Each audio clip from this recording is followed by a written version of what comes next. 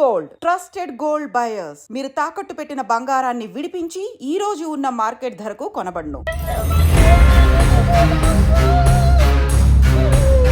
Mobile నా దగ్గర ఉంటుంది నాకు, ఎందుకంటే మా పాప నాకు చెప్తేనే నాకు తెలిసేది. ఇంటికి వచ్చి నిన్న సాయంత్రం మా సిస్టర్ని బెదిరించింది. 24 తారీఖు రోజు నేను స్క్రీన్ షాట్లు అన్నీ తీసిన. స్క్రీన్ షాట్లు అన్నీ తీసి వాళ్ళ నాన్నకు పంపించి ఇట్లా చేస్తున్నానా మళ్ళీ ఏందన్నా మొన్ననే మాట్లాడింది. సోషల్ మీడియా దీని గురించి ఎంత తక్కువ మాట్లాడితే అంత మంచిదేమో అనిపిస్తుంది. ఈ మధ్య జరిగే సంఘటనలు చూస్తే జస్ట్ ఇంటర్ చదువుతున్నాడు. ఇంటర్ చదివే విద్యార్థి ఒక 13 ఏళ్ల బాలిక, అంటే ఆమె స్కూల్లో ఉండుంటుంది. 13 ఏళ్ళు అని అంటే 8th or 9th క్లాస్ చదువుతూ ఉంటుంది ఆ పాపం. ఈ ఇంటర్ విద్యార్థి అతని పేరు వచ్చేసి రోహిత్. ఆయన సోషల్ మీడియాలో అంటే ఇన్స్టాగ్రామ్లో మెసేజ్లు చేయడం, కాల్ చేయడం, ఈ అమ్మాయిని వేధించడం, అసభ్యంగా మాట్లాడడం, ఇది కేవలం అంటే 1-2 రోజులో లేకపోతే వారం 10 రోజుల్లో కాదు, సంవత్సరం కాలం నుంచి కూడా ఇట్లనే వేధిస్తున్నాడు అనేది ఇప్పుడు ఈ పాప వాళ్ళ పేరెంట్స్ వాదన. ఇప్పుడు పాప పరిస్థితి ఏంటి అని అంటే, పాపం ఈ వేధింపులు భరించలేక ఈ రోహిత్ అనే ఇంటర్ చదువుతున్నటువంటి విద్యార్థి వేధింపులు భరించలేక 13 ఏళ్ల పాప సూసైడ్ చేసుకుంది. సో ఒక్కసారి ఇమాజిన్ చేసుకోండి ఎంత భయంకరంగా వేధించాడో, ఆర్ ఎంత భయంకరమైన మాటలు మాట్లాడాడో. పాపం ఆ పాప తట్టుకోలేకపోయింది. పోనీ ఓన్లీ ఈ పాపకు ఒక్కతే తెలుసా, తల్లిదండ్రులకు తెలియదా, లేకపోతే రోహిత్ వాళ్ళ తల్లిదండ్రులకు తెలియదా, ఈ వేధించిన రోహిత్ వాళ్ళ తల్లిదండ్రులకు తెలియదా అంటే లేదు. వీళ్ళు ఇప్పుడు ఈ బాలిక తల్లిదండ్రులు వెళ్ళి రోహిత్ వాళ్ళ తల్లిదండ్రులతో మాట్లాడడం, మీ కొడుకు ఇలా చేస్తున్నాడు, మా అమ్మాయిని వేధిస్తున్నాడు, మీరు కంట్రోల్లో పెట్టుకోండి అని ఒకటో వార్నింగ్. కొన్ని రోజుల పాటు ఇంకా ఏమీ అనకుండా అట్లా ఉన్నాడు. ఆ తర్వాత మళ్ళీ కుక్కతోక వంకర అంటారు కదా, ద సేమ్ థింగ్ అనమాట. మళ్ళా ఈ విద్యార్థి అగైన్ ఆ పాపను వేధించడం స్టార్ట్ చేశాడు. ఇంకా లాభం లేదనుకొని పోలీస్ స్టేషన్లో ఫిర్యాదు చేసిండ్రు ఇప్పుడు ఈ బాలిక తండ్రి. అప్పుడు పోలీసులు మేము చెప్తాము, ఓకే వాళ్ళ తల్లిదండ్రులతో మేము మాట్లాడతాము, పిలిపించి మాట్లాడతామని అన్నారు. ఆ తర్వాత పిలిపించి కూడా మాట్లాడినట్టుగా కూడా చెప్తున్నారు.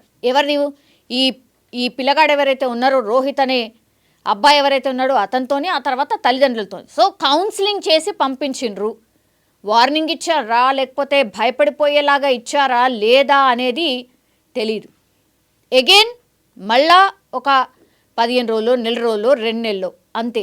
ఆ తర్వాత ఇప్పుడు నిన్న మొన్న ఒక 2 days బ్యాక్ ఈ రోహిత్ అనే అబ్బాయి మాటలు అత్యంత ఘోరంగా మాట్లాడడం, నైట్ పూట ఫోన్ చేయడం, అమ్మాయితో అసభ్యంగా మాట్లాడడం, ఇవన్నీ చేసేసరికి మళ్ళీ వీళ్ళు ఏం చేశారు అంటే, మళ్ళీ ఇంకా లాభం లేదనుకున్నారు. రోహిత్ తల్లిదండ్రులకు కాదు, ఇంకా డైరెక్ట్గా వెళ్ళి పోలీసులకే చెప్పినటువంటి పరిస్థితి.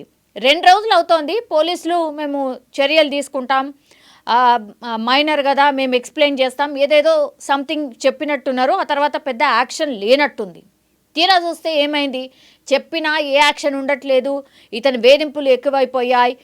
ఈ రోహిత్ అనే అబ్బాయి ఇప్పుడు ఈ బాలికను వేధించడం మరీ భయంకరంగా మారిపోయింది. ఇంకా తట్టుకోలేకపోయింది, అవన్నీ తీసుకోలేకపోయింది. కేవలం 13 సంవత్సరాల బాలిక ఏం తీసుకుంటుంది, మానసికంగా కుంగిపోయినటువంటి పరిస్థితి. సో అటు పేరెంట్స్ ఇన్వాల్వ్ అయినా వినట్లేదు, ఇటు పోలీసులు చెప్పినా వినట్లేదు. ఇంకంతే, ఇంకా ఎవరు చెప్పినా వినే పరిస్థితి లేదు. కాబట్టి ఇంకా నేను ఈ బాధ తట్టుకోలేను అనుకుందో ఏమో కానీ తీరా చూస్తే ఆమె సూసైడ్ చేసుకున్న పరిస్థితి. ఇప్పుడు ఇక్కడ తప్పు ఎవరిది అంటే, బాలిక పాపం 13 సంవత్సరాలు మాత్రమే, ఆమె మానసికంగా కుంగిపోయింది, ఆల్మోస్ట్ కుంగిపోయినట్టే లెక్క. అంటే పేరెంట్స్ ఇన్వాల్వ్ అయినా, పోలీసులు ఇన్వాల్వ్ అయిపోయినా ఇంకా ప్రాబ్లం సాల్వ్ కాకపోతే ఇంకెవరితోనవుతుంది? ఇంకా వేరే చాయిస్ లేదు. ఇట్లనే నేను వేధింపులకు గురవుతా, ఇట్లనే ఇంకా నాకు జీవితమే లేదు, పూర్తిగా నన్ను ఇంత ఘోరంగా మాట్లాడుతున్నాడు, వేధిస్తున్నాడు, అయినా ఆయన మీద చర్యలు ఉండట్లేదు, ఏంటి అనుకుందో ఏంటో కానీ పాప సూసైడ్ చేసుకున్న పరిస్థితి. ఇప్పుడు శిక్ష ఎవరికి? అమ్మాయి తల్లిదండ్రులకు.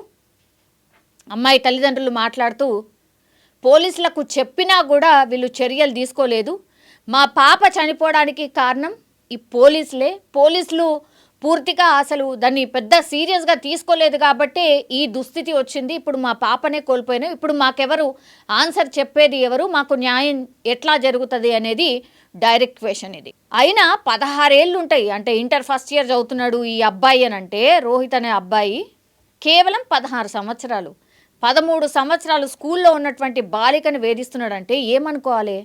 అంటే ఆ మానసిక స్థితి ఏంది ఆ పిల్లాడిది? కౌన్సిలింగ్ ఏమన్నా ఇచ్చిండ్రా? పోనీ భయపెట్టేది ఏమన్నా చేసిండ్రా? కనీసం పేరెంట్స్ కూడా, వాళ్ళ పేరెంట్స్ కూడా ఎట్లా కంట్రోల్ చేయలేకపోయినరు? పోనీ పోలీసులు మరి ఎంటర్ అయినరు, పోలీసులు అయినా కంట్రోల్ చెయ్యాలి కదా. 16 ఏళ్ళ కుర్రాడు మీకు అంటే మీరు చెప్పినా వినట్లేదా? ఎక్కడ లోపం ఎక్కడున్నట్టు మరి? ఈ కేసులో అసలు ఏం జరిగింది మరి? ప్రాణం పోయేదాకా చూసిండ్రు, మరి ఏం జరిగింది ఇక్కడ? నిజాలు ఖచ్చితంగా తెలియాల్సిందే. మరి అసలు ఎందుకని ఈ కేసుని అంత లైట్ తీసుకున్నారు? అంటే ఏం కాదులే, పెద్దగా ఏం రెస్పాండ్ కావాల్సిన అవసరం లేదు, పెద్ద తలకాయ నొప్పి ఉన్న కేసు ఏం కాదు, వాళ్ళు ఏం చేసుకోరులే, ఇక బాగానే ఉంటుంది, కేవలం స్కూల్ పిల్లనే కదా, ఇంటర్ చదువుతున్న విద్యార్థే కదా అని లైట్ తీసుకున్నారు. తీరా చూస్తే ఏమైంది? ఇప్పుడు బాలికనే చనిపోయినటువంటి పరిస్థితి. ఇక్కడ తప్పు ఎవరిది? షాప్ తెరిచిన తర్వాత పొద్దున 9 నుంచి 9:30 మధ్యలో ఈ పార్క్లోకి వచ్చి పార్క్లో మొత్తం కుక్కని తీసుకొని తిరిగేటప్పుడు ఒకసారి అట్లనే బెదిరించినట్టు ఆ పాపని. బెదిరిస్తే వచ్చి నాకు చెప్పింది. నాకు చెప్తే నేను మా అన్నని తొలుకొని పోయి వాళ్ళ ఇంటికి పోయి వాళ్ళ అమ్మ నాన్నతో అందరం కూర్చోబెట్టి చెప్పినాం, మీకు ఒక చెల్లెలు లాంటిది, ఇట్లాంటివి చేయొద్దు, ఇది కరెక్ట్ కాదు అది అని చెప్పి వాళ్ళ ఫ్యామిలీ మొత్తం పిలిచి వాళ్ళ ఫ్యామిలీ ముంగల కూర్చోబెట్టి చెప్పిన అందరికీ చెప్పిన తర్వాత వాళ్ళు ఏమన్నారు, ఇంకోసారి మీ దగ్గర రానియము, మీకు అట్లాంటిది ఏమి ఉండదు అది అని చెప్పారు. సరే అని చెప్పేసి నేను కూడా నమ్మకంతో సైలెంట్గా వచ్చేసిన. అప్పటి నుంచి మళ్ళీ ఇంతవరకు ఎటువంటి ప్రాబ్లం లేదు, ఎటువంటి ఇబ్బంది కూడా లేదు మాకు. ఎందుకంటే మా పాప నాకు చెప్తేనే నాకు తెలిసేది, మా పాప చెప్పింది నాకైతే తెలియదు. అయితే మళ్ళీ వచ్చేసి మొన్న 24వ తారీఖు రోజు వాట్సాప్ కాల్ చేస్తూ ఉన్నారు, అదే మన ఇన్స్టాగ్రామ్ కాల్ చేస్తూ ఉన్నారు. అయితే యాక్చువల్ మొబైల్ నా దగ్గరే ఉంటుంది, వాళ్ళ దగ్గర ఎటువంటి మొబైల్స్ ఉండవు, ఏముండదు. అయితే నా ఫోన్లోనే మా పాప క్రియేట్ చేసింది వాళ్ళ ఫ్రెండ్స్ గురించి. వాళ్ళు 2-3 ఉంటారు వాళ్ళు ఆ పాపలు, వాళ్ళ గురించి చేసింది. వాడు ఎట్లకెళ్ళి ఐడి తీసుకుండో ఏందో తెలియదు. ఐడి నుంచి ఇంతకుముందు వేరే ఐడి నుంచి చేసిండు, సరేలే మాకు ఏం తెలియదు. లాస్ట్కి వస్తే ఏంటంటే వాన్ ఐడి మాకు 1 ఫోటో కనిపించింది. 24వ తారీఖు రోజు నేను స్క్రీన్ షాట్లు అన్నీ తీసి వాళ్ళ నాన్నకు పంపించి అన్న ఇట్లా చేస్తున్నానా, మళ్ళీ ఏందన్నా మొన్ననే కదా మాట్లాడింది, అయిపోయింది కదా, మళ్ళీ మా దగ్గరికి ఎందుకు వస్తున్నాడు, ఇంకోసారి వస్తే ఇట్లా మంచిగా ఉండదు అంటే, నేను లేను విజయ్, ఊర్లో ఉన్నా, నేను వచ్చిన తర్వాత మాట్లాడతా అని చెప్పాను. సరే నేను కూడా సరే ఊర్లో ఉన్నాడు కదా, ఎందుకు ఇబ్బంది పెట్టడం ఎందుకు అన్నట్టు 24వ తారీఖు రోజు నేను సైలెంట్గా ఉన్నా. ఇంకా వాళ్ళ నాన్నకి చెప్పేసి అప్పటి నుంచి మేము ఏం పట్టించుకోలేం. ఇంకా 24వ తారీఖు నుంచి తర్వాత మొన్న 4వ తారీఖు రోజు సాయంత్రం 3:30 మధ్యలో ఏమో మళ్ళీ మెసేజ్ వచ్చింది నాకు. నేను మెసేజ్ చూసి మళ్ళీ ఫోన్ చేసాను నాన్నకి, స్క్రీన్ షాట్ పంపించి, ఏందన్నా నీకేమో తెలియదు అంటున్నావు, మరి ఇదేం మళ్ళీ ఎందుకు వచ్చిందంటే, మా కొడుకే చేస్తున్నాను, నీకు నమ్మకం ఏముంది? ఇన్స్టాగ్రామ్ ఐడి వాళ్ళ కొడుకుది, వాళ్ళ కొడుకుది ఐడి ఉన్నప్పుడు వేరే వాళ్ళు ఎట్లా చేస్తారు? ఐడి నుంచి వేరే వాళ్ళది చేయడానికి రాదు కదా. సరే నా కొడుకు దగ్గర లేదు మొబైల్, వేరే వాళ్ళ దగ్గర ఉందనొచ్చు, వాళ్ళ కొడుకు దగ్గరే మళ్ళీ నా కాన్ఫిడెన్స్ పెట్టి వాళ్ళ కొడుకు కూడా ఫోన్ చేశాను, నువ్వు ఏడున్నారా అంటే నేను ఇంటికాడ ఉన్నా అంటే, మరి ఇట్లా చేస్తున్నావు అంటే ఏంటంటే, నేను ఎవరికి ఏం చేయలేదంటే వాళ్ళ నాన్న స్క్రీన్ షాట్ పంపించిన. మళ్ళీ నువ్వు ఎప్పుడు వస్తున్నావు అన్న అంటే, లేదు విజయ్ మీరు కావాలని చేస్తున్నట్టు, ఇది నాకైతే తెలియదు, మా కొడుకు ఐడి కాదు మాది ఏంది కాదు అనగానే నేనేం చేసిన, నీతో మాట్లాడి కూడా వేస్ట్ అని చెప్పేసి 5:30 PS పోయినా. 5:30 PS పోయి అంటే 4:30 పోయినా. నేను 4:30 పోయి 5:30 PSలో కంప్లీట్ పెట్టిన. కంప్లీట్ కూడా వాళ్ళే రాసిరు. కంప్లీట్ కూడా హోంగార్డ్ ఎవరు ఆయన రాసిన తర్వాత ఆయన ఎవరు ఇంకో కానిస్టేబుల్ ఆయన ఫస్ట్ పోయి చూసినప్పుడు పడుకున్నాడు. 4:30కు పడుకున్నాడు.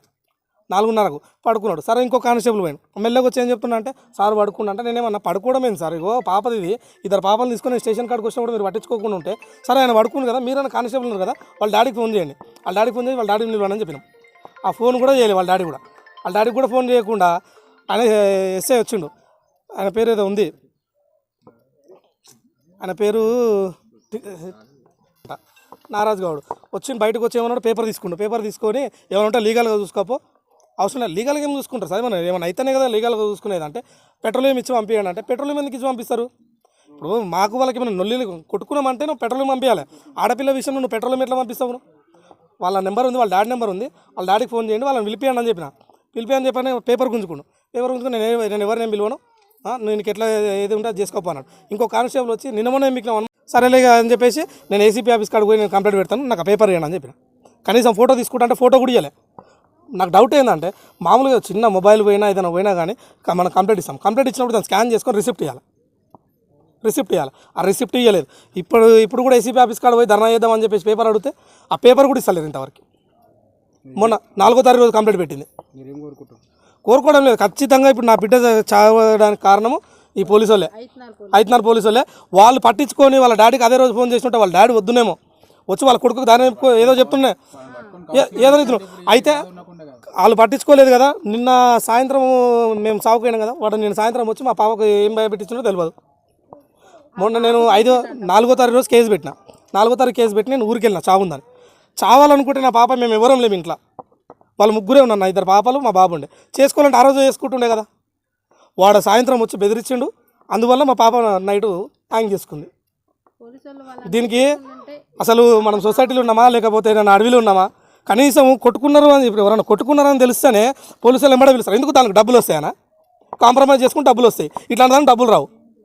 డబ్బులు రానప్పుడు పట్టించుకోరు. అదే ఇది కనీసం మానవత్వంతో అరే ఇట్లా పాపలు 2 ఎడవిలను తీసుకొని పోలీస్ స్టేషన్కి వచ్చిండే, మరి ఎందుకు వచ్చిండు వాడిని పిలిపిద్దాము లేకపోతే వాళ్ళ నాన్నకు ఫోన్ చేద్దాము అని మాట్లాడాలి. కానీ నువ్వు కేసే తీసుకోకుండా నువ్వు పట్టించుకోకుండా ఇలా ఒక నిండు పాలన తీసినట్టే కదా. ఖచ్చితంగా జాబ్ అయితే పోవాల్సిందే. మేమైతే ఇదే ఊకోము. బాడీ రాగానే ఏసీ ఆఫీస్ కాడికి తీసుకొని పోతాం. ఆడ ధర్నా చేస్తాం. ఖచ్చితంగా రోడ్డు మీద ఖచ్చితంగా ధర్నా చేస్తాం.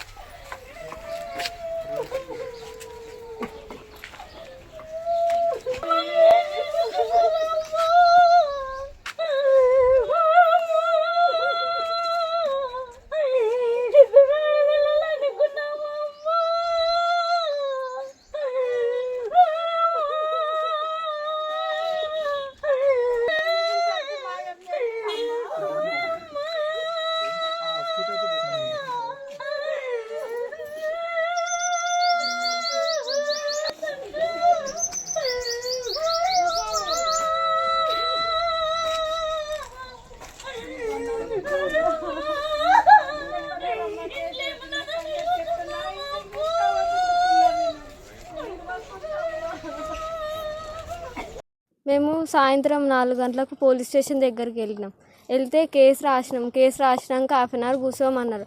ఆయన రెస్ట్ తీసుకుంటున్నా అని చెప్పారు. ఇక మేము ఆగినాం.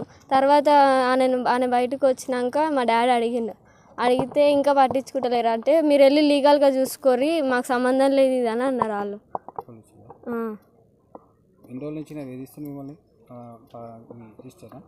మా సిస్టర్ ఫస్ట్ 6 months నుంచి అప్పుడు చెప్పినాము. చెప్తే ఇక వాళ్ళ డాడీకి చెప్పినాం. వాళ్ళ డాడీకి చెప్తే మేము చూసుకుంటలే అన్నాడు. మళ్ళీ ఇక మొన్న ఇన్స్టాగ్రామ్లో టార్చర్ స్టార్ట్ చేసిండు. అది ఇట్లా అని మెసేజ్ పెట్టిండు. ఇంటికి వచ్చి నిన్న సాయంత్రం మా సిస్టర్ని బెదిరించిండు. నిన్న సాయంత్రం మా సిస్టర్ని బెదిరించిండు. నిజంగా ప్రస్తుతం ఉన్నటువంటి సమాజం దేనికి ప్రయారిటీ ఇస్తుంది? ఆర్థిక సంబంధాల చుట్టూ మాత్రమే తిరుగుతుంది. మళ్ళీ ఎన్నికలంగానే చాలా విరక్తి కలుగుతాం. మంచి అనిపిస్తుంది కదా. లేడీస్ కూడా ఛాలెంజింగ్ జాబ్స్ చేసినప్పుడు చాలా బాగుంటది. ట్రాఫిక్ అసిస్టెంట్స్ గా నియమించిన ట్రాన్స్జెండర్స్ అందరితో సాల్యూట్ చేయించుకుంటున్నారు. ఫుడ్ డెలివరీ ఇవ్వటానికి వెళ్ళినటువంటి డెలివరీ బాయ్ అనిల్ పై కళ్ళ ముందు పెళ్ళంటుకోవడం